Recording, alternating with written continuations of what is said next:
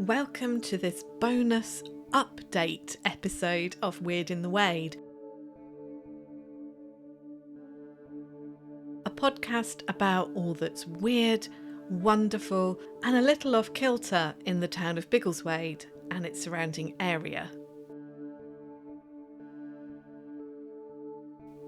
Today's bonus episode is a little different. I'm going to be revisiting some of our previous stories and giving you updates on what I've uncovered since the episodes aired. I've also got a sneak preview of next month's two-part story and an update on when it will be released. There's an 180-year anniversary to tie in with, you see. I've also got a spooky story to tell you. One that happened to me whilst I was on holiday in May over in Silsoe on the other side of Bedfordshire. Welcome to Weird in the Wade.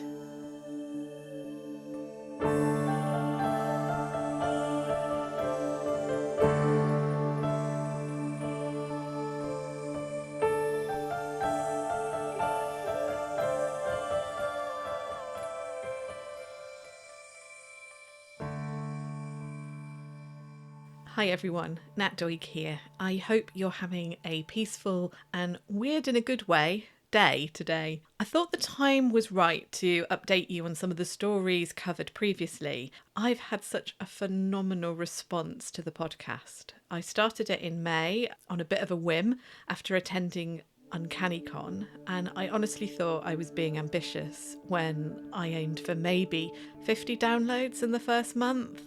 Well, you've been amazing, all of you who are listening. I got over 1,000 downloads in the first month, and now we're not even a full 3 months in, and there's been over 3,000 downloads of the podcast. So thank you so much. I'd still be doing this if there were only a dozen of you listening. So to have so many regular listeners and from all over the world is just amazing. It is completely mind-blowing to me that this is happening.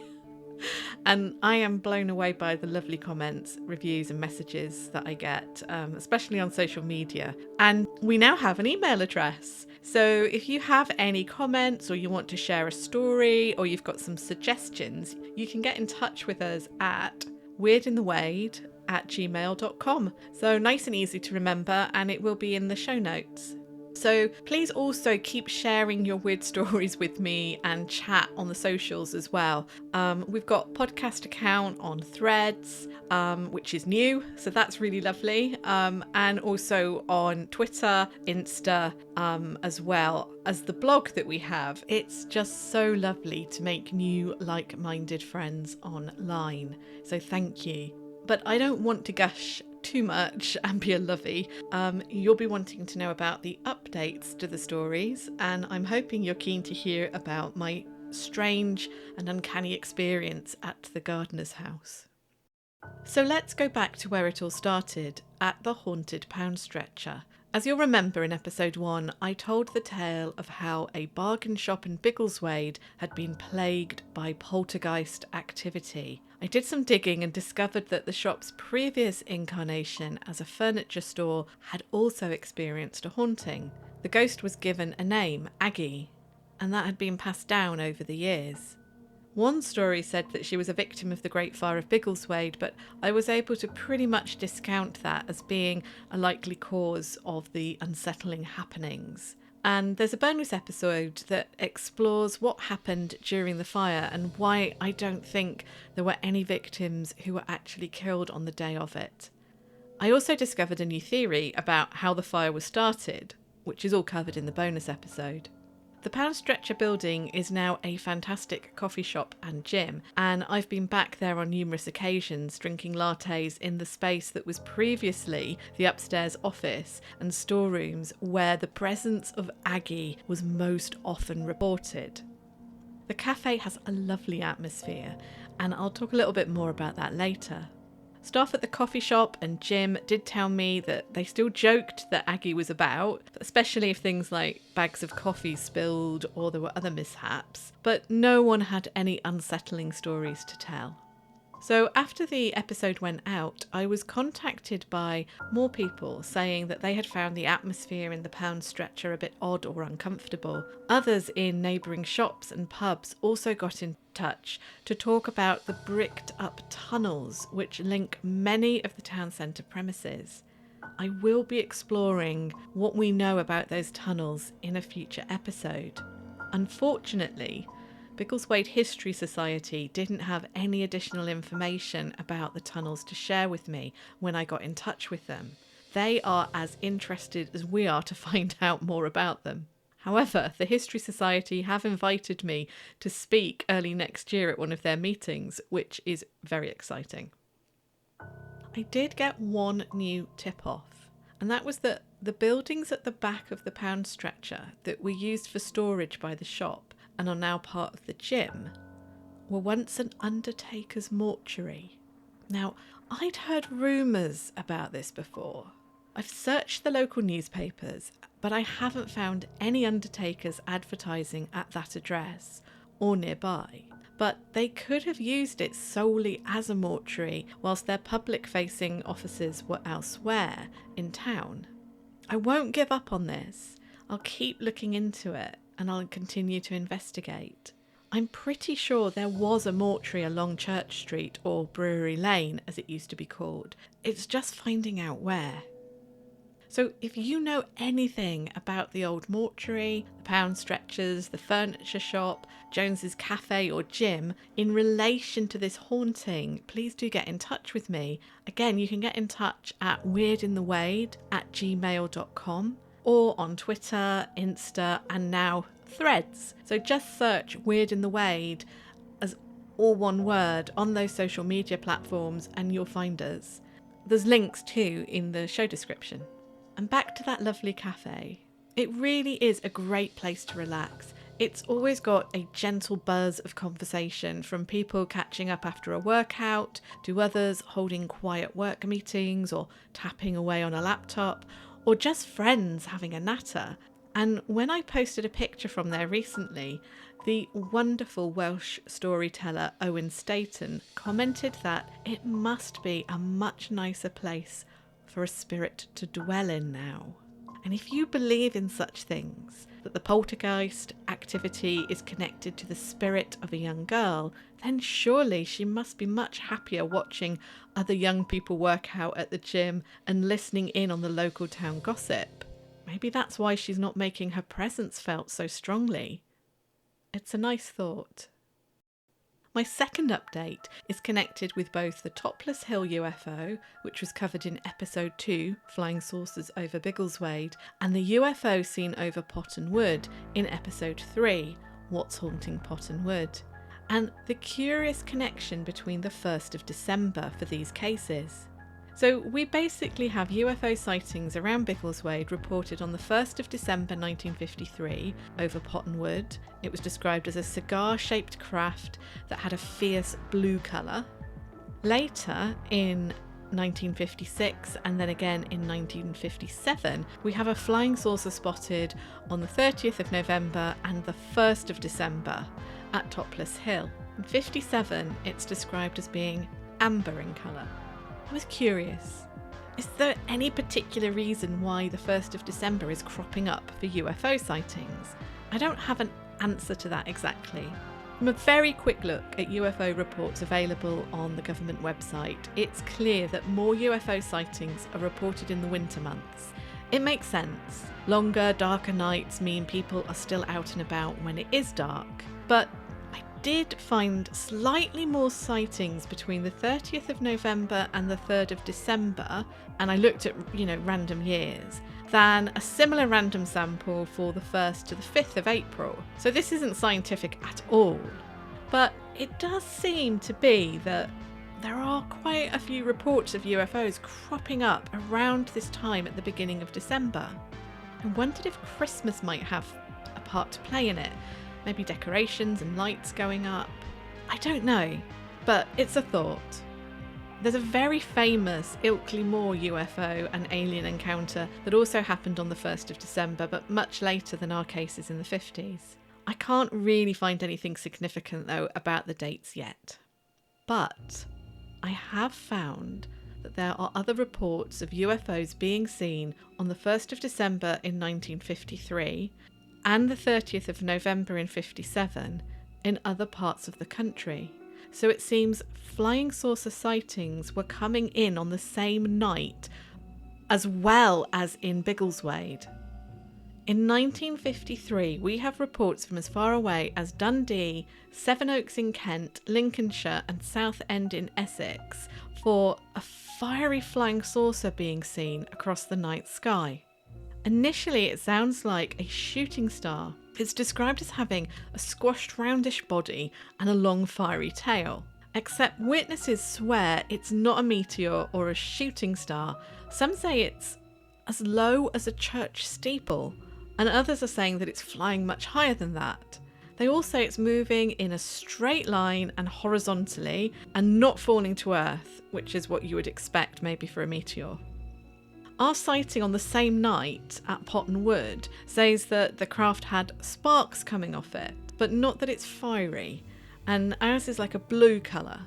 But it seems interesting that UFOs were being seen from one end of the country to the other on that very night, the 1st of December 1953. And I think that is unusual.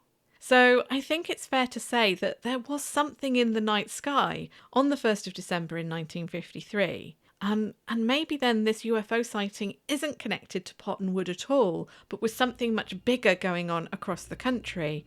It does sound like it could be something, space related, like a meteor or a shooting star or something.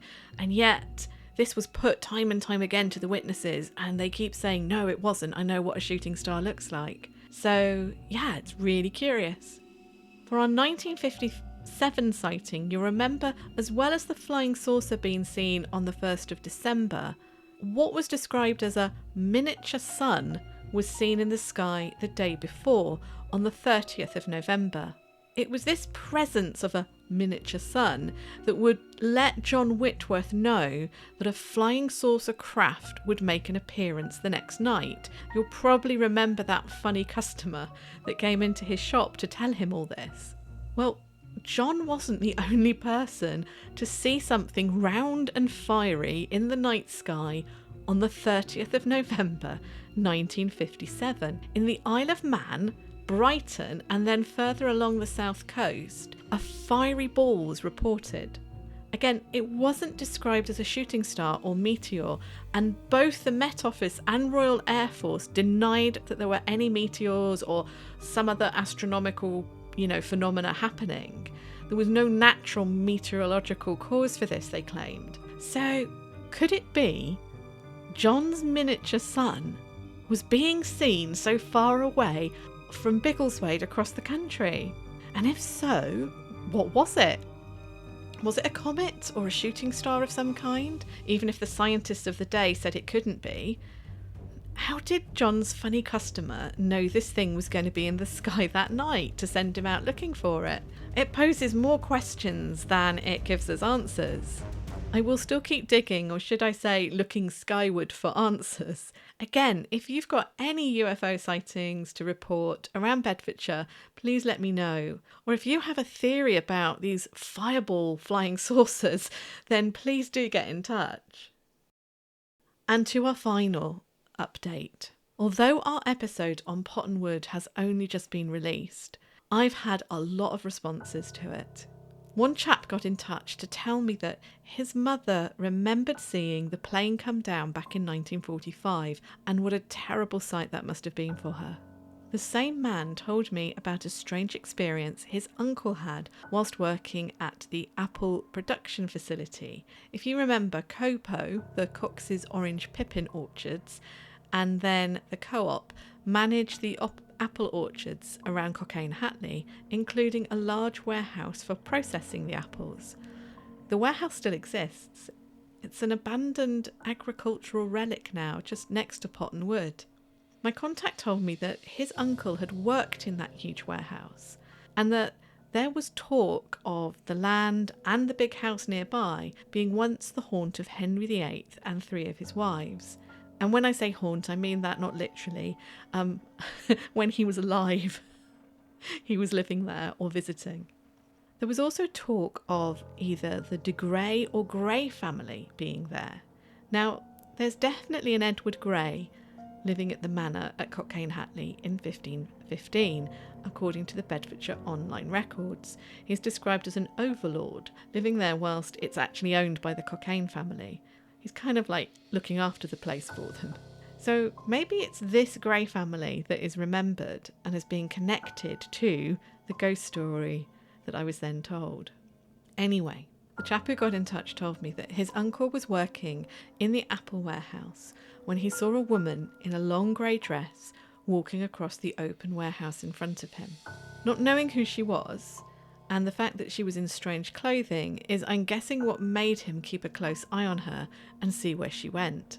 She disappeared around a corner, and when the worker went after her to see what she was up to, he realised that she hadn't turned a corner at all, as there was no corner to turn there.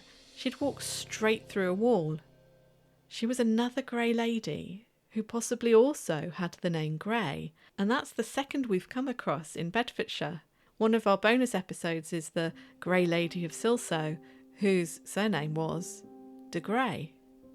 If you know anything about Grey ladies at Cockayne Hatley, or the history of the old house there, and how it's connected to Henry VIII and 3 of his wives, then please do get in touch. I do have one other report relating to Potton Wood.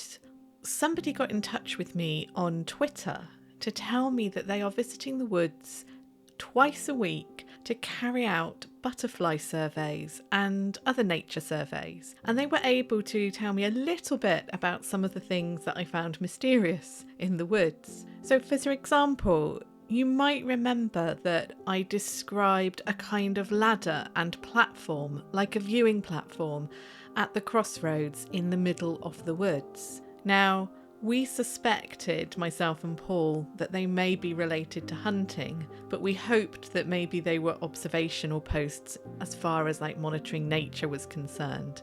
Sadly, it is hunting. Apparently there are herds of roe deer, and hunters do come and hunt for the deer at Cockayne Hatley and in Potton Wood. So that is sad, but it also might explain why I found it so incongruous and a little bit disturbing, because at the back of my mind, I probably did realise that this was for hunting. I wonder whether they shut the woods as such, or try and discourage people from going in when there's hunting going on. It's something that you're not really used to in sort of rural England. Maybe when you're walking around Scotland, and certainly in America or Canada, I've always been aware of the fact that there might be hunters in the woods, but it's certainly nothing that I would expect when I'm walking around woodland in England. They also told me that for the whole time that they've been there doing the nature and butterfly surveys, they've not smelt burning at all. And I found that equally curious, because so many other people have said that they have smelt burning, and yet there is someone who's there very regularly and they've not smelt burning or smoke. So it does just, wonder what is going on there. They did say that if there was a smell of smoke or burning, that they felt that it was most likely to be burning coming from the fields around nearabouts. Although, obviously, stubble burning is not allowed to happen anymore. Back in the 80s, it was something I remember growing up around here in Bedfordshire, that the fields would be set alight and the stubble would be burnt and you couldn't hang out your washing for a few days. But thankfully, that's a practice that's now not allowed. So they didn't really help us with the mystery of the burning smell or the smoke, but they did solve the mystery of the ladder for us, and were able to tell me that the butterflies are thriving at the moment in Potton Woods, which is lovely, considering that there's been real problems with butterfly numbers over the last, decades really. So at the moment, they are measuring a good variety of butterflies in Potton Woods, which is always good news to hear. And now, before I tell you a little bit about next month's 2-part episode, I have a little tale of my own.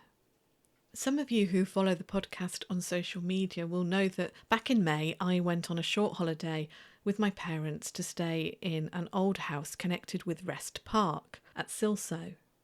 It was an amazing place to stay, and I can't recommend enough a visit to Rest Park itself and a holiday in this lovely house in its grounds. The house we stayed in was the old gardener's house. It was a square Georgian structure with high ceilings, lots of light, and on the top floor there were oval windows, like little hobbit windows, looking out over the fields. I chose a room which had 2 beds in it, one of which was right next to one of these oval windows, which is the one I chose for me. The view from the window was of an avenue of chestnut trees in full blossom. The room was narrow and long, with the other bed in the opposite corner to mine. The door was on the left and behind me. It's important to know that layout of the room for later.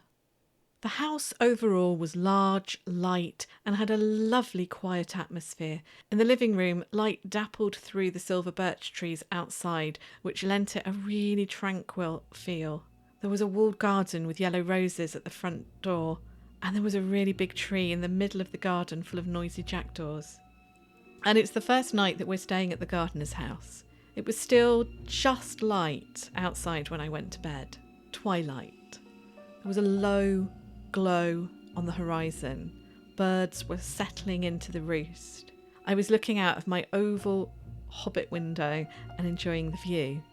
But I reluctantly closed the curtains for sleep and lay down. My head was full of the usual sleepy whirl of the day that had just passed. A few minutes later, when my eyes had got accustomed to the dark, I started to look about the room, and I wasn't really sure why or what it was I was looking for. I suddenly didn't feel so sleepy. Something was bothering me, a kind of scraping at the back of my mind.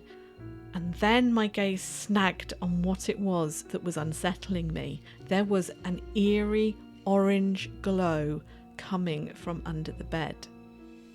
My heart leapt. What the hell could it be? I leant out of my bed, slightly, and the light was definitely coming from under the bed at the other end of the room. For some reason, my mind immediately went to Close Encounters and that orange light shining under the kitchen door in the film. And that had scared me as a kid when I first watched it. I'm surprised by my decisiveness in the next bit because I put my glasses on and I leant down as far as I could so that I could see under the other bed. And trembling, I saw what was causing the light. And the relief that rushed over me was also breathtaking. There, under the other bed at the far end of the room, was an extension lead for plugs, and the sort that has an orange light on it to tell you that it still has power. I felt very silly for being scared of an extension lead. But without my glasses, the quality of the light was so diffuse and strange, I just couldn't place it. But once I'd popped my glasses on, I could see that it was that kind of orange light, and then I could see the actual extension lead. But that wasn't the end of the spooky goings on. And this next bit, I haven't told to anyone until now. It was some nights later, and even after working out that the strange orange glow wasn't anything spooky, I still avoided looking down that end of the bedroom. It was a dark corner, and I'm guessing it's only natural for us to avoid looking into dark, shadowy corners. But what I saw next wasn't in that corner at all. I woke one night, and still half asleep, I rolled over and saw a white sparkling light, kind of colour of moonlight, but very intense, shining at the top of the closed door to my bedroom. And I thought in my sleepy state, oh, it must be shining through that window at the top of the door. And at that point, I was completely certain that the bedroom door had a kind of fanlight above it. Now, I've stayed in old houses before that sometimes have them. I think even my nan's council flat used to. It was a strip of glass, sometimes frosted, at the top of a door above it to let light in. I've also been to old schools with the same kind of doors, and that's what I thought of as I marvelled sleepily at this sparkling white light. It must be one of those doors like in an old school with a glass panel above it. How pretty the light is. How soothing. And I nodded off back to sleep. In the morning, I remembered the strange light, and I was puzzled by how it had shone through that window above the door because I couldn't work out where the light was coming from to reach that high. I was about to go and look when, to my surprise, I saw that the door didn't have a glass strip above it. It was a solid door and solid wall, and it was still firmly shut. And then I thought back to what I had seen, and I realised that it had been quite a large area of light, and it wasn't above the door. It was at about head height, much lower down, and I was just completely flummoxed. It hadn't been frightening in any way. In fact, the light had been utterly beautiful, peaceful, like concentrated moonlight, but only more shimmery. I don't know what I saw, or if I saw anything. I could have been half asleep. It could have been a type of sleep paralysis, which I've experienced at least twice in my life, and they will be stories that I'll tell on another time. But it didn't feel like sleep paralysis. Whatever it was positive, and the house had a wonderful, graceful energy to it, so I wouldn't want anyone to think it was a scary place to stay, because it really wasn't. Now, the curtains were firmly closed, and the light wasn't escaping from the curtains. And also the angle of where the window was, it was very low down, it was to my side. I could not work out how maybe something shining through the window or through a gap in the curtains might have made that kind of light on the door. There were also no mirrors around to reflect the light either. So I'm just completely flummoxed. I think the most logical explanation is that it was a kind of dream. Maybe I was more asleep than I realised, and I just drifted off and I dreamt the whole thing. But if that's the case, it's one of those dreams where it felt extremely real. So, have you ever had a strange experience seeing lights like this? I'd love to know.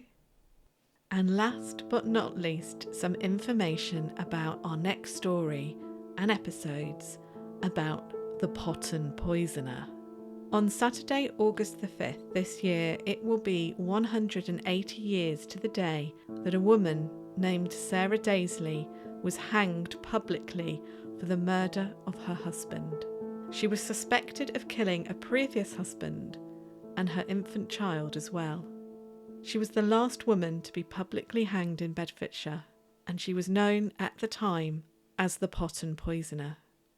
There's still to this day so much debate about her. Some see Sarah Daisley as a victim of a miscarriage of justice, that being a woman in Victorian times, her choices were so limited and she experienced such hardship and violence in her life that she can't be judged for her actions in the way she was judged at the time.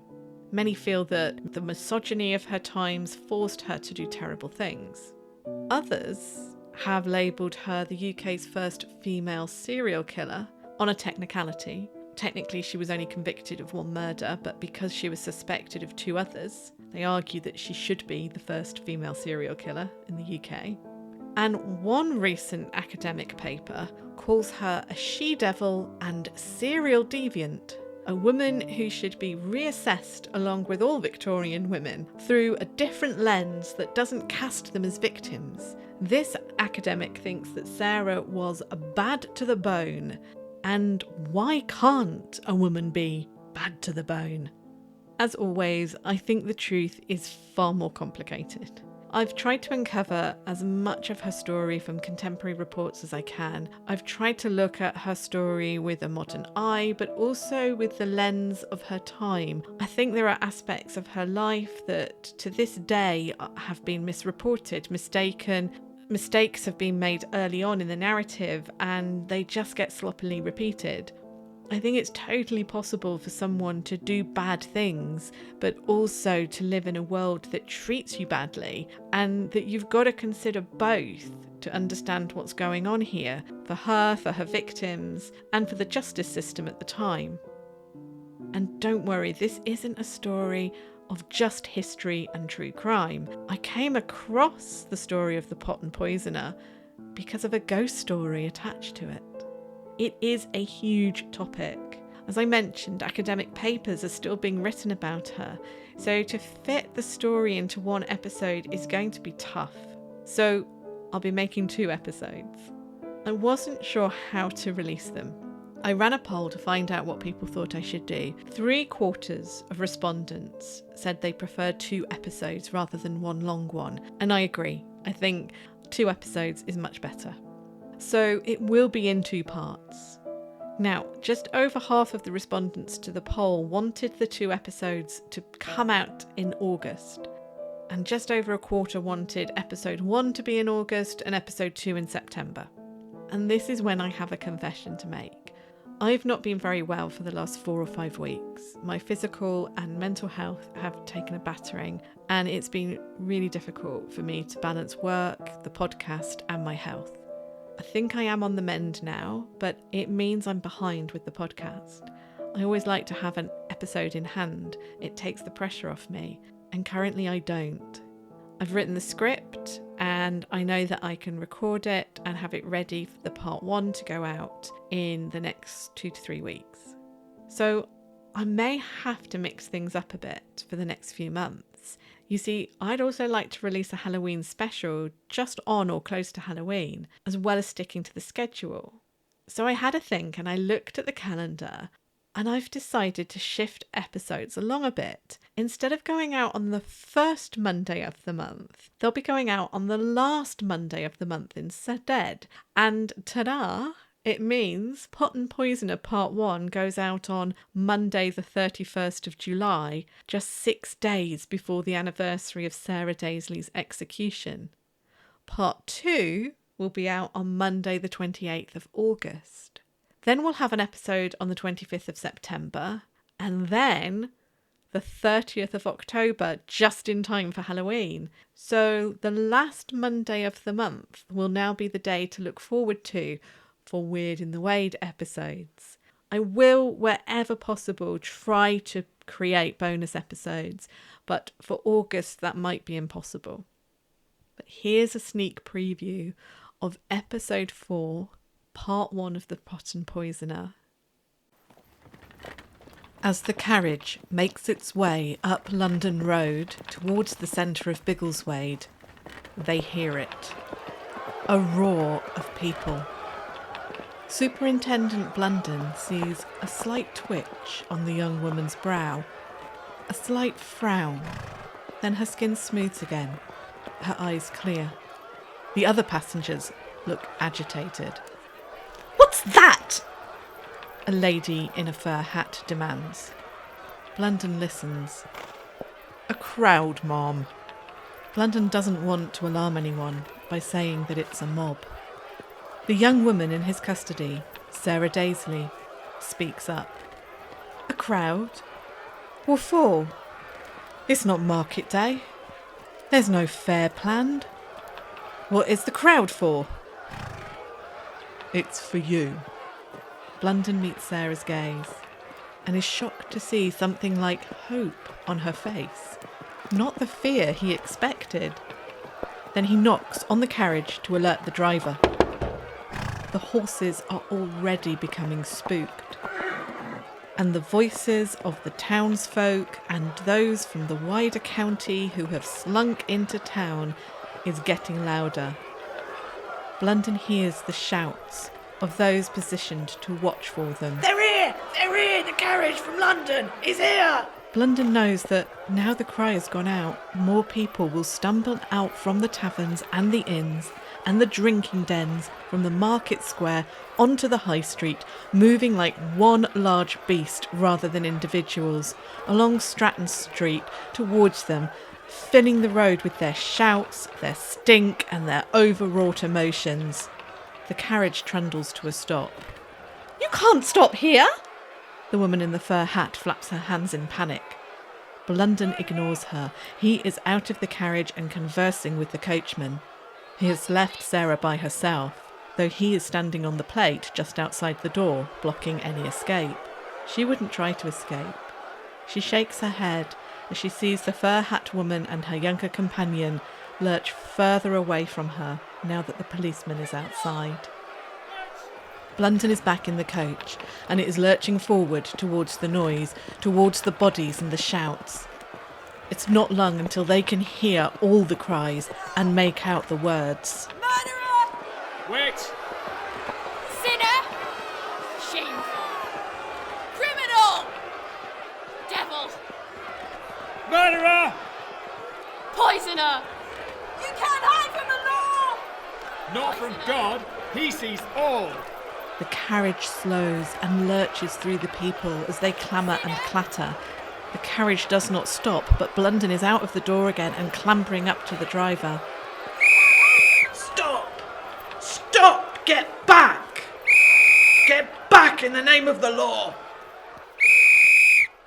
This is how Sarah Daisley, the Potton Poisoner, returns to Biggleswade on a cold March evening in 1843. She has been chased across the country by Superintendent Blunden and has already been up in front of the Lord Mayor of London that morning. Now a prisoner, she will face 2 inquests and a murder trial, and will be found guilty of 1 poisoning by arsenic. Her trial will rely on cutting-edge forensic evidence, but will also fail to challenge the inconsistencies in the evidence presented. Her life began very differently. The daughter of a respectable businessman, her prospects were as good as they could be for a Victorian middle-class woman. But now she is accused of murder of her husband and suspected of the murders of her previous husband and infant child. She denies it all, and always will. Today she's remembered as possibly Britain's first female serial killer, an arsenic poisoner, and a vengeful ghost to terrify children. Little is known of her victims, their families and friends. Very little is really known about her, but we'll pick through the facts, the newspaper reports, the exaggerations, and learn from what has been left out to piece together the story of the Potton Poisoner and its legacy that is still felt today. All next time on Weird in the Wade.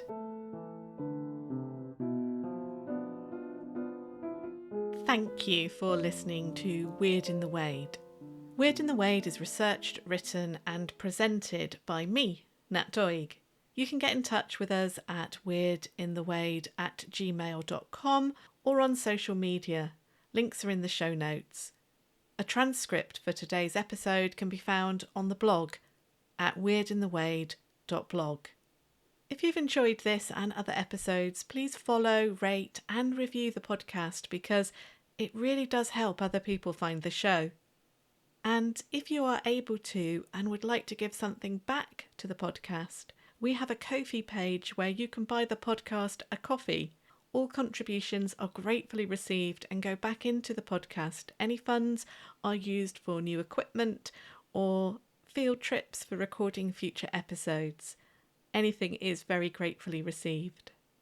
Our theme music and Sarah's theme for the Potton Poisoner are by Tess Savigear.